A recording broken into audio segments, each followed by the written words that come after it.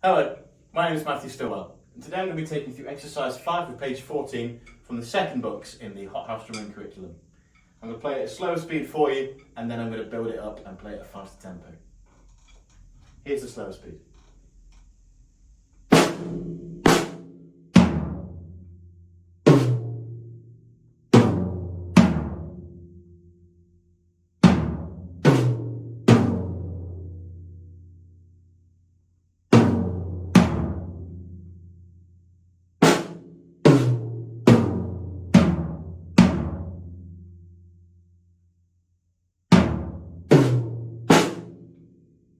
That's the slow speed. I'm now going to pick it up and play a fast tempo.